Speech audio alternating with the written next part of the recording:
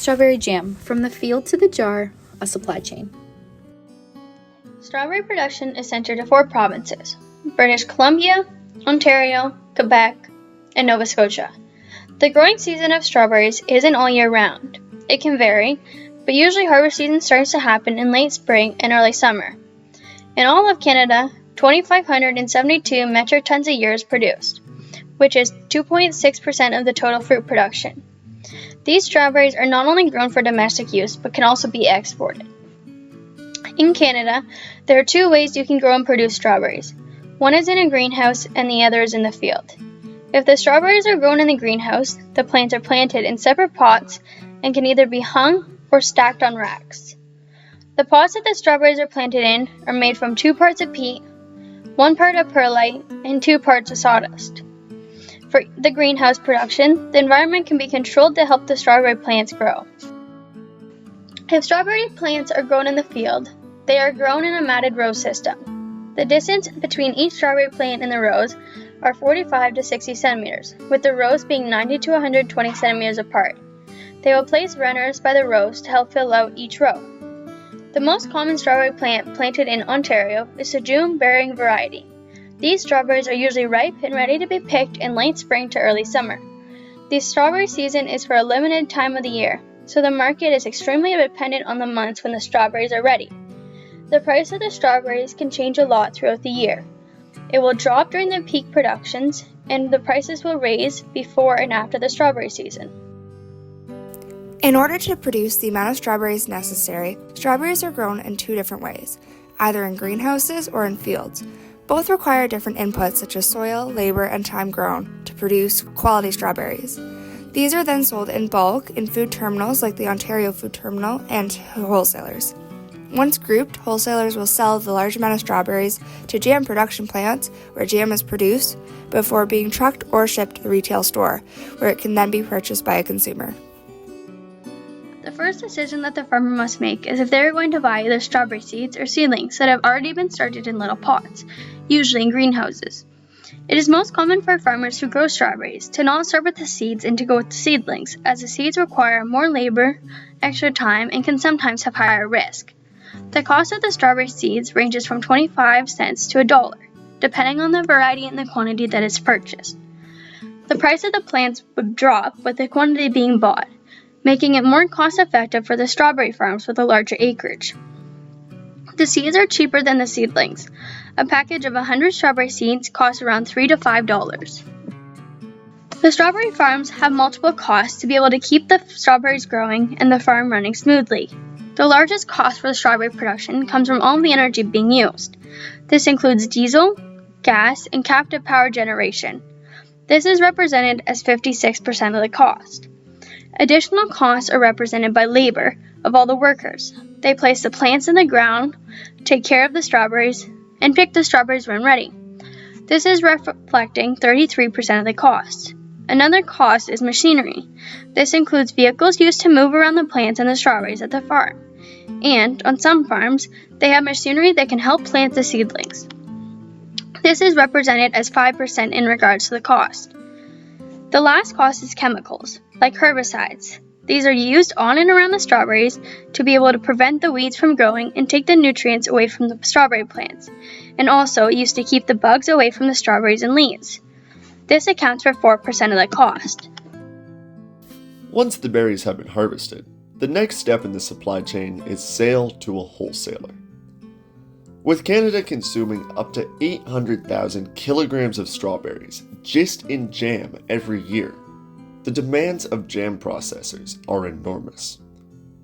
However, only 20% of Ontario's strawberry farms are larger than 10 acres, so individual farms often can't meet the demands of jam processors. So, they sell instead to wholesalers who assemble large batches for processors. This adds form and time value for the processors, as they can get all of the strawberries they need in one large batch and in one transaction, without having to deal with multiple farms. Most farmer wholesaler transactions occur at the Ontario Food Terminal. Located in Etobicoke, the Ontario Food Terminal serves as a meeting place for buyers and sellers. Every day, more than 5,000 buyers and 400 farmers meet there, with 5.6 million pounds of produce changing hands every day. Farmers can rent space to sell on a day pass or on an annual or semi-annual basis. Buyers must pay a $275 fee every 2 years to sell. There is also a delivery fee based on the size and type of vehicle. The Ontario Food Terminal is an example of a free market. There are no preset prices. All prices are negotiated on the spot between the wholesaler and the farmer. Prices will change based on quality, shipment size, and supply and demand for that product. Supply and demand will change based on how many farmers brought strawberries that day, how many buyers are looking to buy strawberries, and the season. All sales are cash in hand, and the prices will change daily, seasonally, and transaction to transaction. As the manufacturer needs to reduce costs where possible, the manufacturer purchases strawberries, high fructose corn syrup, sugar, and preserving agents like pectin in bulk to make the jam more affordable. These are bought on account from many different sources depending on season, quality, and availability. Due to this unpre-contracted nature, the manufacturer can shop for the best price and quality for their jam, again to reduce costs and have a higher profit margin. Take, for example, high fructose corn syrup purchased in bulk. The price ranges due to availability and size of order, and it's typically imported from various countries.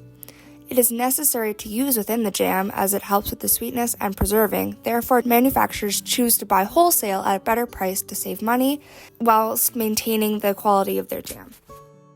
Strawberry jam is made by combining strawberries with sugar and pepsin, then heated with the mixture to evaporate excess water and preserve it. The ingredients are processed with a specialized steaming apparatus with a stirrer. High pressure and temperature are used to preserve the jam, reducing its moisture by 10 to 20% an hour. Details of jam shipments are predetermined between the manufacturer and the retailer, often months ahead of time. Retailers will demand a certain quantity at a certain date based on consumer demand. Manufacturers will demand certain prices to cover costs and make some profit. Their profit margin is typically between 10 to 50%. Payment for the jam is guaranteed, not dependent on the realtor's ability to sell the jam. Some manufacturers will negotiate and pay an extra fee to get premium placement of their product on store shelves to increase sales. Payment is on account, so realtors have a certain period, usually 30 days after delivery, to pay for the shipment.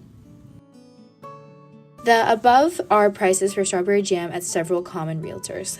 So a good example on this graph is Costco. The size of the jar is 700 milliliters and the cost is $14.99.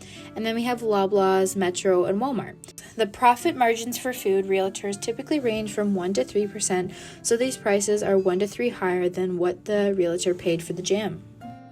To summarize production flow of strawberries, seedlings are grown and mass-produced by the farmer. Berries are then sold to a wholesaler who resells the berries to a manufacturer. The manufacturer creates the end product, which is jam, which then goes to the retailer. The consumer then purchases the final product from the retailer, which allows the retailer to make profit. Value is added to the strawberries each step of the way. When it comes to a cash flow summary, it begins with the farmer purchasing seedlings and other inputs required with cash. The wholesaler then buys the berries with cash at a bulk price. The manufacturer, due to quantity, purchases the berries on account, before the retailer purchases the new form of strawberries, which is jam, on account with a contract from the manufacturer. The consumer then purchases the jam with cash from the retailer. And that is everything on strawberry jam. Thank you for watching.